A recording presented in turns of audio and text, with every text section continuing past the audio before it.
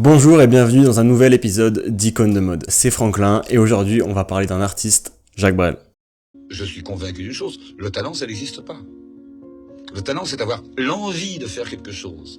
Je prétends qu'un homme qui rêve tout d'un coup, il a envie de manger un homard, il a le talent à ce moment-là, dans l'instant. Il a le talent à ce moment-là pour manger convenablement un homard, pour le savourer convenablement. Et je crois qu'avoir envie de réaliser un rêve, c'est le talent. Et tout le restant, c'est de la sueur, c'est de la transpiration, c'est de la discipline. Je suis sûr de ça. On parle ici d'un artiste dont l'ennui est insupportable, inimaginable, qui préfère toujours rester en mouvement, sinon il s'ennuie et il préfère partir. Un artiste, un vagabond qui ne se laisse porter que par ses désirs d'essayer, d'accomplir, et évidemment de réussir. Quelqu'un qui se laisse transpercer par les chansons qu'il incarne sur scène, qui y met du cœur et du corps et qui ne laisse personne indifférent. On parle quand même ici d'une personne qui faisait à peu près 330 scènes par an. Je sais pas si on se rend compte d'à quel point c'est un gouffre d'énergie et de temps. Mais ça, c'était Jacques Brel. Après ses représentations, avoir pris tout l'amour du public, il aimait bien s'asseoir à une table avec ses copains, boire, fumer, rigoler, discuter. Bref, c'est un homme simple mais qui aimait les petits plaisirs de la vie. Il aimait bien parler aux gens, connaître leurs histoires et ça l'inspirait pour écrire ses chansons.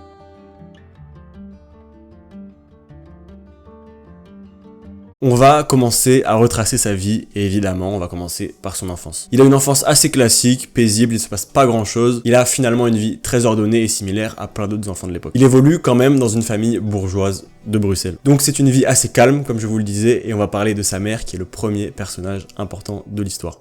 Sa mère s'appelle Lisette et elle déborde de vie, de joie et de bonne humeur et elle arrive à sortir le futur chanteur de sa vie assez platonique. C'est le penchant de son père qui est complètement l'opposé de sa mère. Lui c'est quelqu'un de plutôt calme, posé, taiseux et qui est pas très intéressant, sauf quand il parle de sa vie au Congo, parce que quand il fait ça, il a toute l'attention de Jacques Brel qui n'a d'oreille que pour ses histoires. Jacques, il a une personnalité qui est très créative, et forcément, quand il écoute les histoires de son père, ça le fait voyager, et c'est tout ce qu'il demande. D'ailleurs, il va utiliser ces fameuses histoires de son père pour commencer à écrire ses premières histoires. Ça lui permet, comme je vous le disais, de s'évader, de rêver, et de sortir de cette vie pas très palpitante. Une autre particularité du créatif, c'est son problème avec l'autorité. Et évidemment, à l'école, ça lui sert pas, et il a des notes, plutôt très mauvaises, pour rester poli. En même temps, il faut visualiser la situation, on a un enfant créatif qui n'aime pas quand c'est platonique, et on lui demande de rester assis toute une journée, sans bouger, sans parler, à écouter les profs.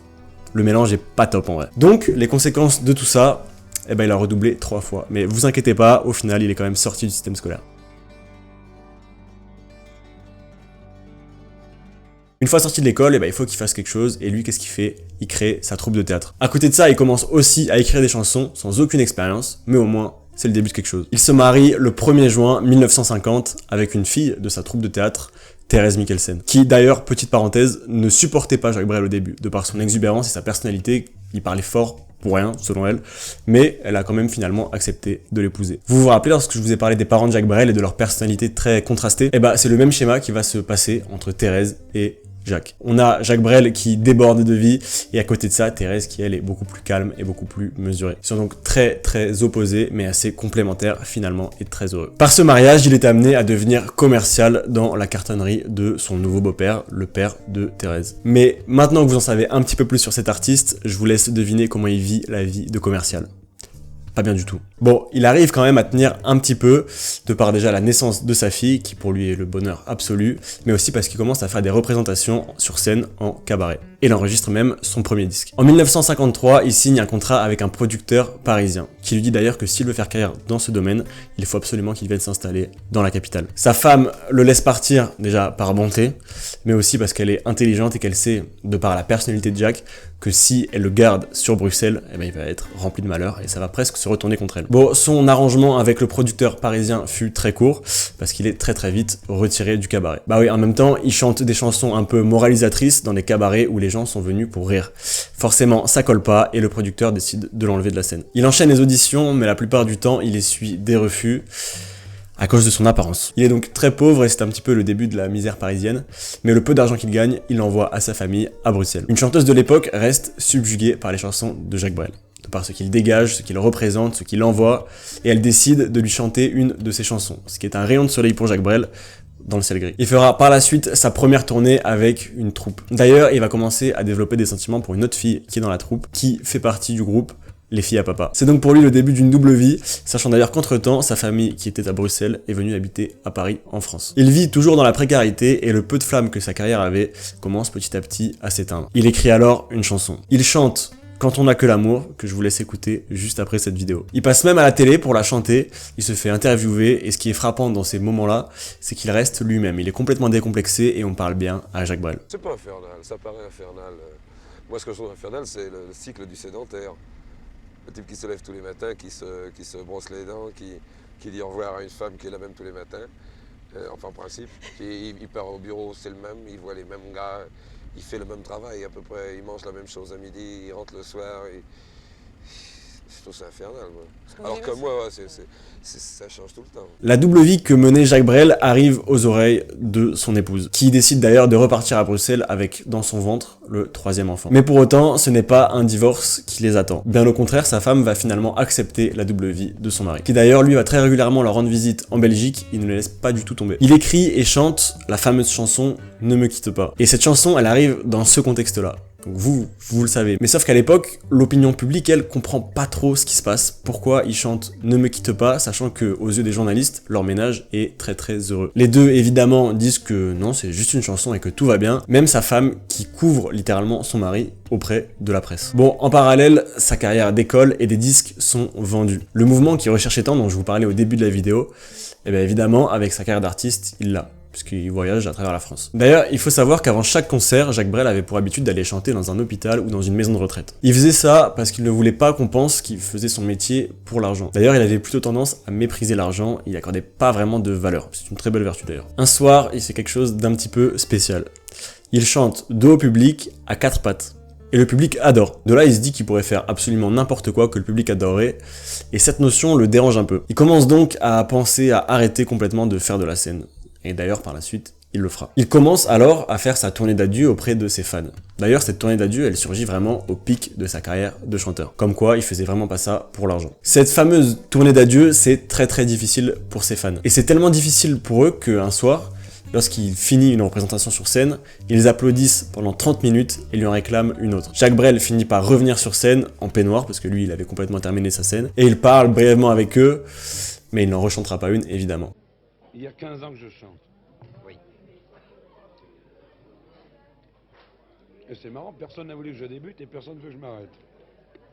Après sa dernière scène, il n'a pas complètement arrêté sa carrière de chanteur, il fera quand même un album et quelques films. Il commencera d'ailleurs à nouer une amitié avec le célèbre acteur Lino Ventura. Il réalise un film, Far West, qui est présenté au Festival de Cannes. Le film ne convainc pas du tout et le public ne se gêne pas pour le critiquer. Cet échec est quand même assez difficile pour lui, mais ça l'empêche pas de tourner dans un autre film en tant qu'acteur, du coup, L'Emmerdeur. Voilà, ça c'était entre autres pour sa carrière au cinéma, je voulais quand même pas mal simplifier.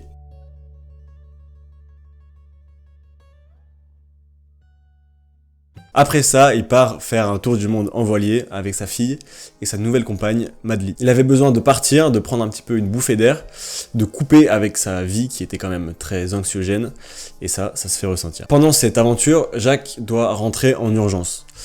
Parce qu'à un moment, il se tient le cœur et crie. Évidemment, les deux passagères pensent que c'est une crise cardiaque, mais finalement, après être rentré en Suisse, le diagnostic tombe.